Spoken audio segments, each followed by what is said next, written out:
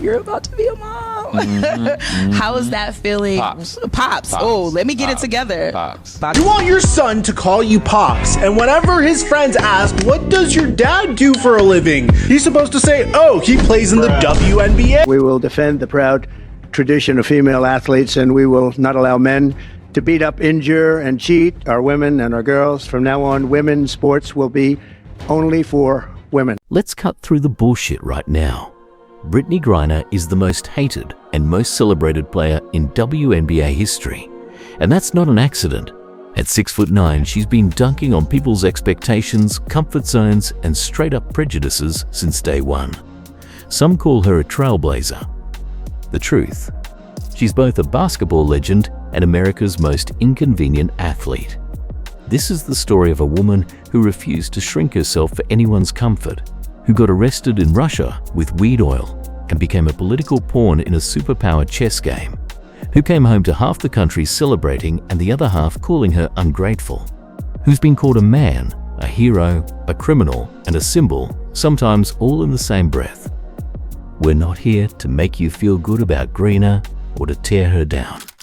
We're here to tell you exactly why she pisses people off so much and why that says more about us than it does about her. From Baylor domination to Russian detention to the shitstorm that followed her release, this is the unvarnished truth about why Brittney Griner breaks people's brains.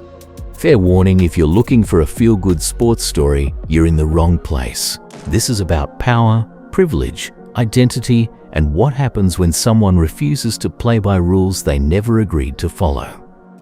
To understand the controversy, we have to start with the dominance. Brittney Griner didn't just play basketball, she revolutionized it. At Nimitz High School in Houston, she was already doing things that seemed to defy the laws of physics. Dunking wasn't just something she could do, it was her calling card. But even in high school, Griner faced scrutiny that went beyond her game. Her deep voice, her masculine appearance, her aggressive style of play, all of it made people uncomfortable. In a sport where femininity and athleticism often felt at odds, Griner chose authenticity over acceptance. The college recruitment process revealed the first cracks in how America viewed this generational talent.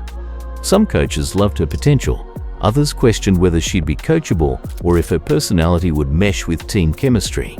These weren't basketball concerns, they were character judgments based on assumptions about who Brittney Griner was as a person. At Baylor University under coach Kim Mulkey, Griner found her stage. She averaged 23 points, 9.5 rebounds, and 5.2 blocks per game during her junior season. She led Baylor to a perfect 40-0 season and a national championship in 2012. She wasn't just the best player in college basketball, she was must-see television. But success came with a price. Griner played at a Baptist university with strict policies about sexuality and gender expression. While she dominated on the court, she was forced to hide fundamental aspects of who she was. Years later, she'd reveal the emotional toll of living in what she called a glass closet, visible to everyone but unable to be herself. The statistics tell one story: 2,000 career points, 500 career dunks, and defensive numbers that rewrote record books. But the human story was already more complex. Here was a young woman who was changing basketball while being told to change herself. When they were checking me in, they had me stripped down butt naked in front of probably about 7-8 men. When Phoenix Mercury selected Brittney Griner first overall in the 2013 WNBA draft, expectations were stratospheric. Finally, women's basketball had its Shaquille O'Neal, a physical force who could bring casual fans to the sport. Her debut didn't disappoint. 17 points, 8 rebounds, and highlight reel dunks that had SportsCenter buzzing. But Griner's early WNBA years also revealed her complexity as both a player and a person. In 2013, just months into her rookie season, she was arrested on suspicion of domestic violence involving her then-girlfriend Glory Johnson. The charges were eventually dismissed, but the incident highlighted how Griner's personal life would never stay separate from her public persona. The situation became even more complicated when Griner and Johnson got engaged in 2014, then married in May 2015. 28 days later, Griner filed for annulment, citing fraud and claiming Johnson was pregnant by another man during their relationship. The messy public divorce played out in tabloids and gave critics ammunition to question Griner's character and decision-making. On the court, though, Griner was establishing herself as a generational talent. She became the first player in WNBA history to dunk in a playoff game. Her shot-blocking ability was so dominant that opponents changed their entire offensive strategies. In 2014, she led the Mercury to a WNBA championship, proving that her college success wasn't a fluke. Yet even her basketball achievements came with controversy. Critics argued that her size advantage was unfair, that she was essentially a man playing against women. These weren't just casual fan complaints, they came from media personalities and even some former players. The underlying message was clear: Griner's dominance made people uncomfortable because it challenged traditional notions of what women's basketball should look like. The irony wasn't lost on anyone paying attention. The same physical gifts that made Griner must-see TV also made her a target for those who wanted women's basketball to remain within certain acceptable boundaries. She was too big, too strong, too aggressive, in short, too much. In 2013, Brittney Griner made a decision that would define the next phase of her career. She publicly came out as gay. In a Sports Illustrated interview, she spoke openly about her sexuality and her desire to be authentic. For women's basketball, which had long struggled with perceptions about sexuality, this was a watershed moment, but coming out also intensified the scrutiny. Conservative media outlets began framing Griner as everything wrong with modern athletics. Her appearance, her aggressive playing style, and her personal life became talking points for culture war debates that had nothing to do with basketball.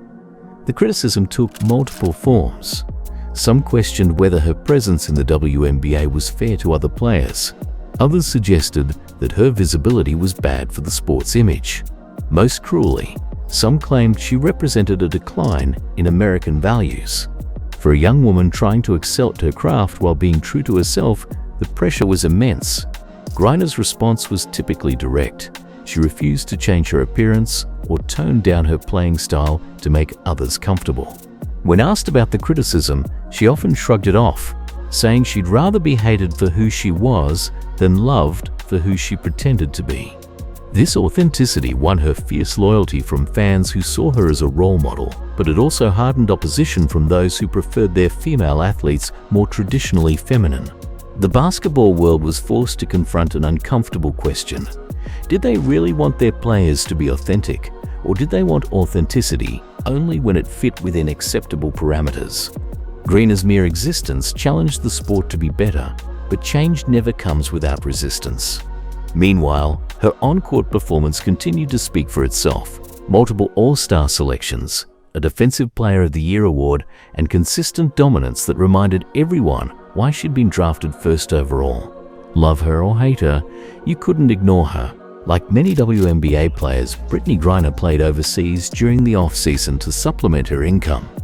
The salary disparity between men's and women's professional basketball meant that even superstars like Griner earned more playing for UMMC Ekaterinburg in Russia than they did in their home league.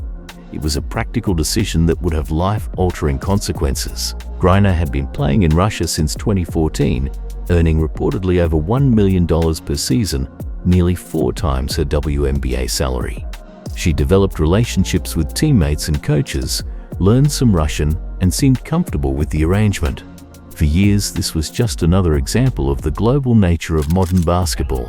But geopolitical tensions were rising.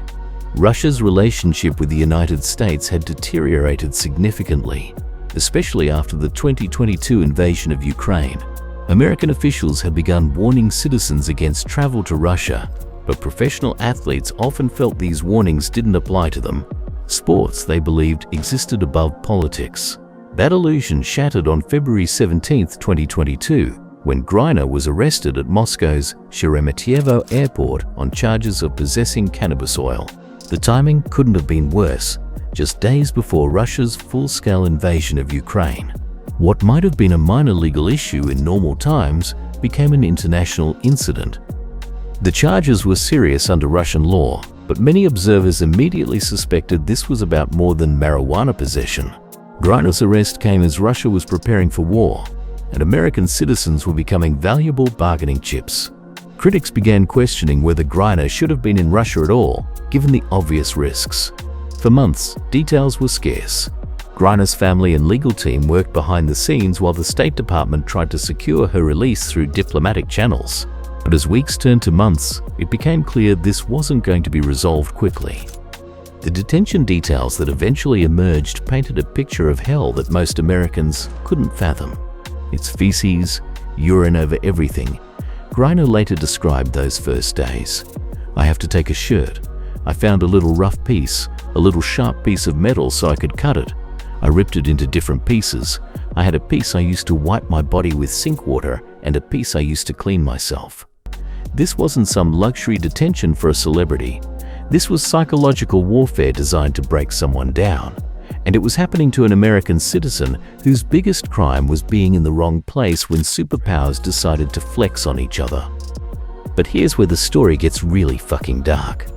While Griner was using metal shards to maintain basic hygiene, American social media was debating whether she deserved to come home. Think about that for a second.